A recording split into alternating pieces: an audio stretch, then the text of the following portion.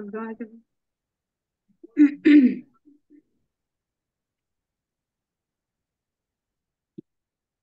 Selamat sore, selamat sore berarti.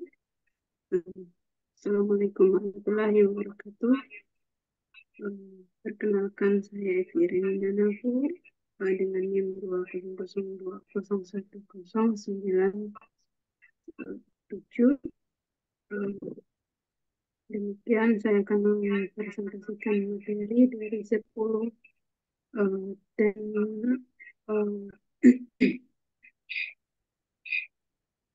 innovation menggunakan bisnis model kanvas dengan mata kuliah digital, inovatif, interkonnektif, dan eh, yang terhormat Ibu Rati sebagai dosen penampung mata kuliah, Ibu Rati Anggironglis, SEMM. Terima kasih. Saya akan presentasikannya materi berikut. Next.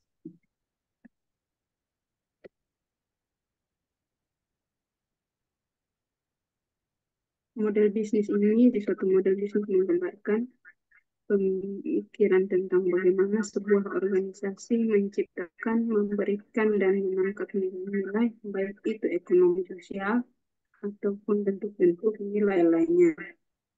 Next.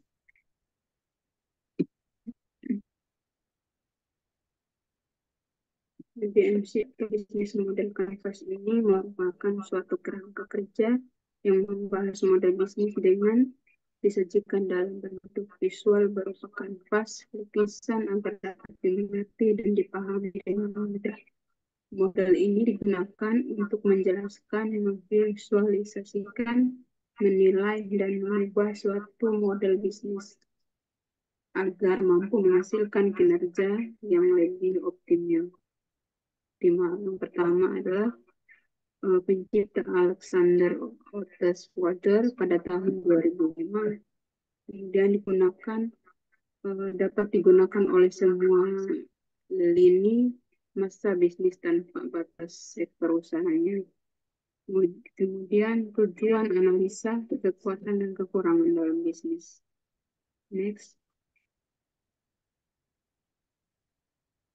Fungsi BMC ini yang pertama memudahkan wirausaha untuk mengembangkan ide bisnis dalam suatu bangun sederhana. Yang kedua, terjemahan konsep, ide, gagasan suatu bisnis dalam elemen-elemen visual. Yang ketiga, rencana bisnis terfokus karena detail setiap elemen bisnis. Model kanvas ini memudahkan wirausaha untuk memahami tujuan bisnis, alat diskusi yang simpel dengan mitra bisnis lainnya. Kemudian selanjutnya adalah panduan untuk mengeksekusi bisnis. Nah, elemen model bisnis seperti gambar di samping bisa dilihat. Okay, next. Yang pertama adalah customer segment atau segmentasi konsumen. Nah, pada blok ini, pebisnis harus bisa menjawab beberapa hal mengenai pelanggan seperti customer jobs, customer gain, dan customer pain. Misalnya, sesuatu maskapai penerbangan ingin mengeluarkan dua produk yang memenuhi kebutuhan dua segmen pelanggan yang berbeda. Atau ada dua stasiun televisi yang menyajikan dua, dua acara berbeda untuk memenuhi segmen pelanggan yang berbeda. Next. Kemudian yang kedua, value atau proposition atau proporsi nilai konsumen.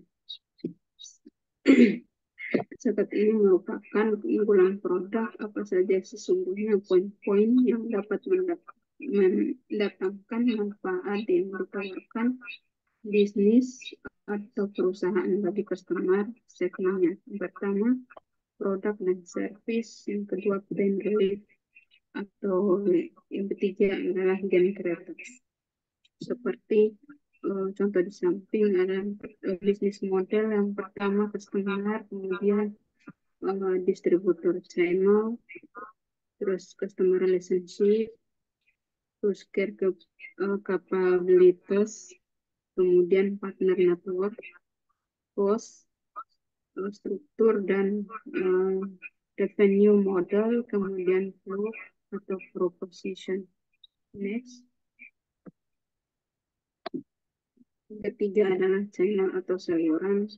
Channel ini atau saluran adalah sebagian yang bisa menyampaikan produk sampai hingga kepada konsumen melalui media atau sarana yang dapat digunakan untuk menyampaikan produk atau jasa secara digital, baik melalui platform tertentu atau sosial media. Next. Yang keempat adalah revenue streams atau sumber pendapatan. Revenue stream merupakan bagian yang paling vital di mana organisasi memperoleh pendapatan dari pelanggan. Kemudian jangan sampai ada bahan baku, produk atau kinerja yang tidak dimanfaatkan secara maksimal. Elemen bisnis model kanvas ini atau BNC ini harus dikelola semaksimal mungkin untuk meningkatkan pendapatan bisnis. Next.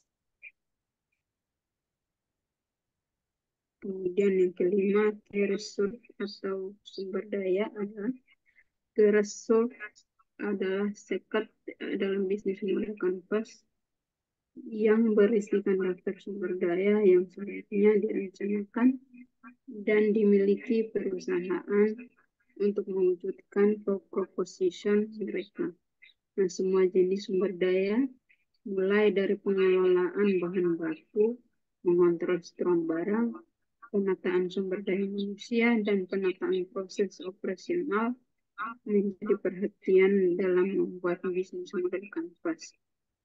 Yang pertama, fisik, gedung, pendataan, mesin, dan jaringan distribusi. Kemudian intelektual adalah merek, pengetahuan, spesialis, paten, dan hak cipta. Kemudian SDM adalah orang-orang yang akan menjadi sumber daya utama, terutama untuk perusahaan di industri kreatif atau pengetahuan yang intensif. Kemudian keuangan adalah jalur kredit atau saldo tunai dan sebagainya. Next. Keenam, customer relationship atau hubungan konsumen. Customer relationship ini merupakan elemen dalam contoh bisnis model kanvas di mana perusahaan ini menjalin ikatan dengan pelanggannya. Karakteristik pelanggan berbeda-beda sehingga harus memahami bagaimana mengambil hati pelanggan dan mempertahankan pelanggan yang sudah loyal agar tidak mudah berpaling ke bisnis yang lain. Next. Yang ketujuh adalah key activity atau aktivitas yang dijalankan. Semua aktivitas yang berhubungan dengan produktivitas bisnis ini yang berkaitan dengan sebuah produk di mana kegiatan utamanya adalah menghasilkan proposisi nilai, dan key activities biasanya dipecah menjadi 3 kategori. Itu yang pertama, produksi, kemudian yang kedua adalah pemecahan masalah, ketiga platform atau jaringan. Next. Kemudian yang ke-8 adalah partnership atau kerjasama, berfungsi untuk pengorganisasian aliran suatu barang atau layanan lainnya dalam bisnis.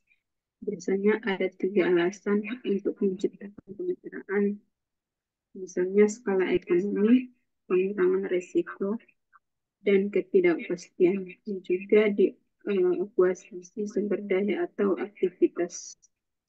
Next. Yang 9, struktur atau struktur biaya. Konsekuensi secara finansial ini dari cara yang digunakan dalam model bisnis dan memastikan bahwa biaya sesuai dengan value proposition bisnis. menetapkan biaya yang paling mahal dan paling penting setelah key resource, key partnership, dan key activities ditetapkan. Okay, next. Time for case study atau Starbucks Coffee Company. Next.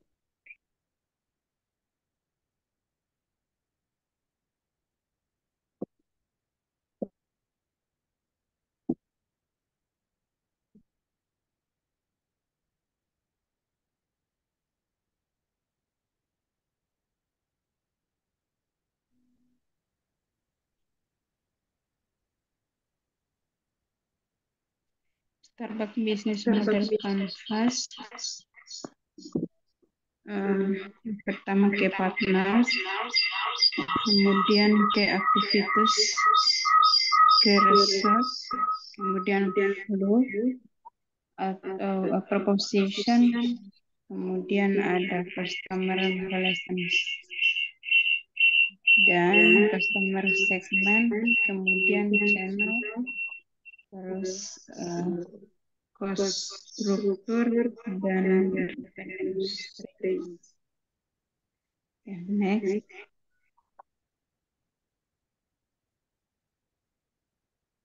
Nah, ini berikutnya adalah contoh bisnis model Canvas Starbucks Coffee Company. Kemudian Starbucks Coffee Company ketika Starbucks pertama kali dibuka pada tahun 1971. Perusahaan ini hanyalah sebuah toko kecil di Seattle atau Big Place Market yang bersejarah. Berawal dari toko kecil inilah Starbucks mulai menawarkan beberapa jenis biji kopi fresh atau roaster terbaik di dunia. Next.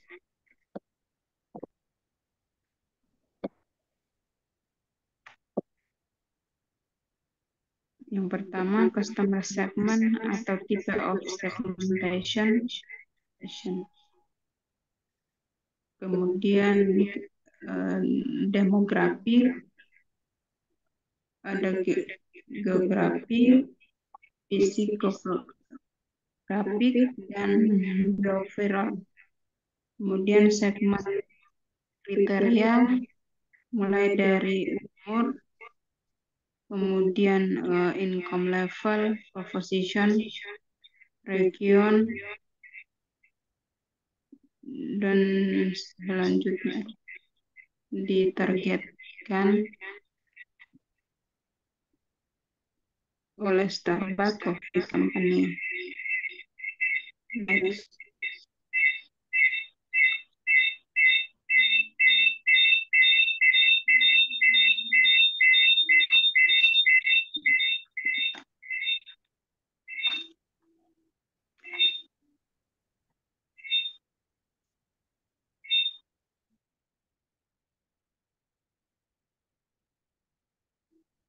Yang kedua adalah value proposition atau proporsi nilai konsumen. Value proposition ini bagaimana produk dan jasa ini bisa membuat pelanggan merasa diuntungkan, kemudian produk dan jasa ini yang ditawarkan ke pelanggan, dan bagaimana produk dan jasa bisa menyelesaikan pengalaman negatif pelanggan. Kemudian customer profile, keuntungan yang ingin didapatkan oleh pelanggan, kemudian pelanggan kemauan dan masalah yang ingin diatasi pelanggan, kemudian pengalaman negatif yang dialami oleh pelanggan. Next. Yang ketiga adalah channels atau saluran.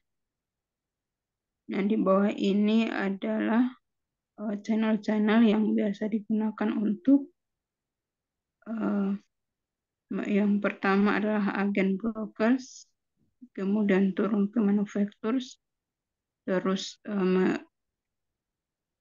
wholesalers dan distributor, kemudian retail outlets dan customer.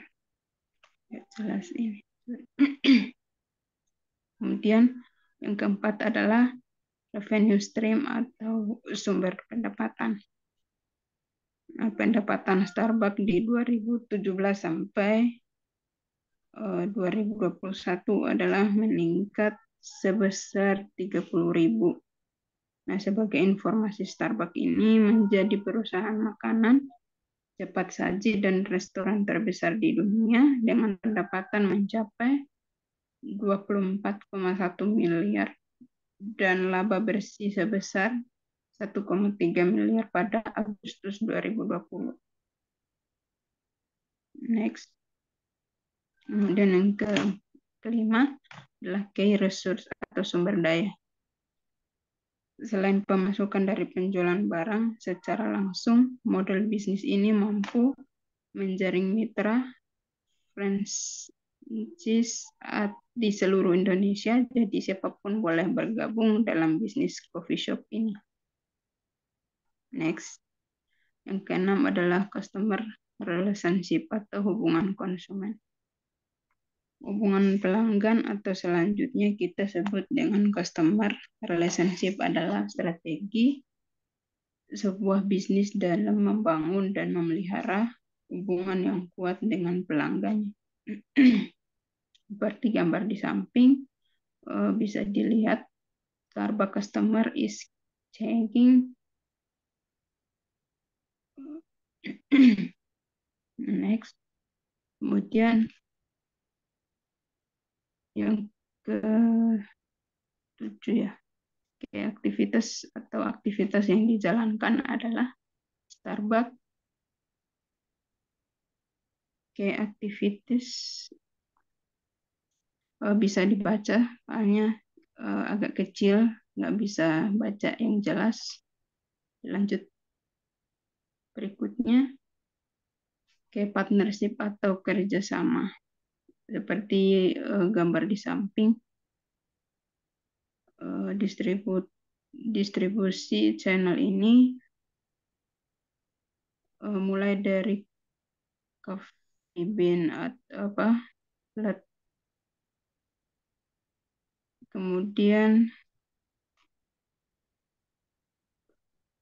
agak kecilan, maaf nggak bisa dibaca, nanti dibaca ya. Oke, next. Yang ke-9 adalah cost struktur atau struktur biaya.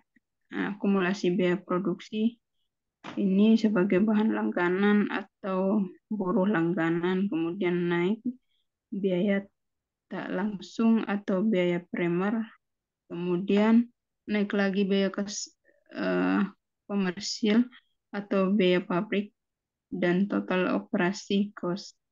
Secara umum, cost struktur ini adalah total keseluruhan biaya yang dikeluarkan perusahaan untuk menunjang seluruh operasional bisnisnya. Digital marketing solution bisa dilihat di kolom. Next. Terima kasih. Maaf